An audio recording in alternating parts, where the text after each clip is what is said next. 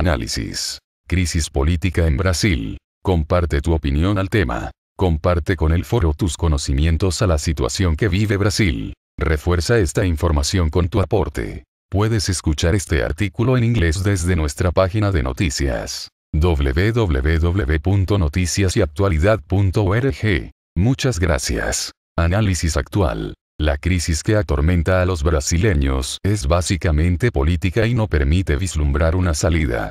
Es el fin de un ciclo, según variados análisis, pero no hay indicios de que se esté gestando algo nuevo. Brasil vive una crisis de hegemonía, en que no hay fuerzas políticas con propuestas consistentes y capaces de darle algún rumbo al país en la disputa por el poder, según el director del Instituto Brasileño de Análisis Sociales y Económicos, IBACE, Cândido Grzybolski. El riesgo de ese vacío es que puede acontecer una sorpresa, como el ascenso de un salvador de la patria al poder, dijo Ives. Los ejemplos que suele mencionar van de Adolf Hitler y Benito Mussolini a los más recientes, como Fernando Collor, expresidente brasileño inhabilitado por corrupción en 1992. La Constitución de 1988 falló al no renovar la política, no cambió las reglas para los partidos, que siguen con el monopolio del proceso electoral. La democracia está aún por hacerse en esa área. Cândido Grzybolski. Pero lo más evidente para la población es la economía, que entró en una recesión en 2014 que se pronostica que se prolongue durante 2016, con desempleo e inflación en alza, y el escándalo de corrupción en los negocios de la estatal petrolera Petrobras, que ya encarceló a grandes empresarios y amenaza a muchos líderes políticos. En esa crisis de múltiples dimensiones, la presidenta Dilma Rousseff enfrenta además una rebelión de aliados en la Cámara de Diputados, un rechazo popular récord según las encuestas, presiones por su inhabilitación o renuncia y la reanudación de protestas en las calles, con anunciadas nuevas movilizaciones para el 16 de agosto. El gobernante Partido de los Trabajadores, PT, perdió, según los términos de Grzybolski, la hegemonía que hizo efectiva con el triunfo de su líder máximo, Luiz Inácio Lula da Silva, en las elecciones presidenciales de 2002.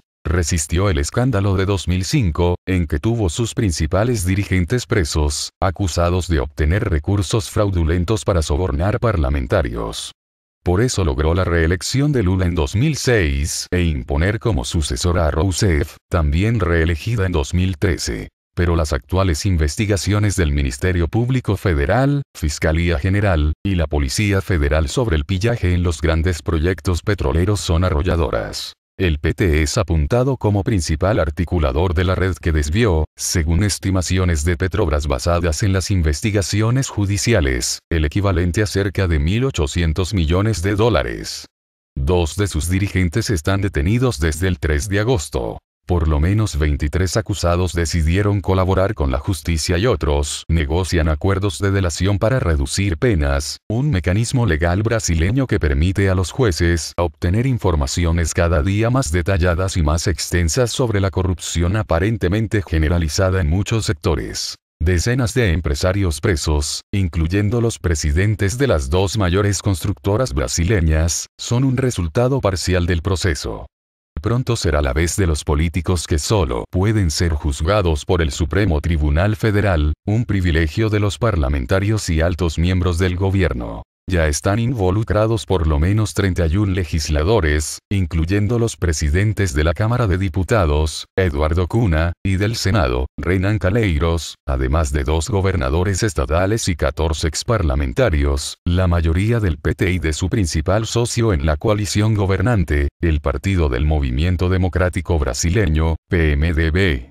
Con el escándalo y su gobierno adoptando políticas económicas que antes condenaba y cometiendo otras incoherencias, el PT sufre disensiones internas, mientras perdió respaldo en sectores antes incondicionales. Es el fin de un ciclo del PT hegemónico, en que adoptó prácticas tradicionales de la política brasileña desde el inicio de la República. En 1889, admitió Tarso Genro, dirigente e ideólogo del partido, quien fue ministro de Justicia y de Educación con Lula y luego gobernó el estado de Río Grande do Sul. Comparte tu opinión al tema. Comparte con el foro tus conocimientos a la situación que vive Brasil. Refuerza esta información con tu aporte. Muchas gracias.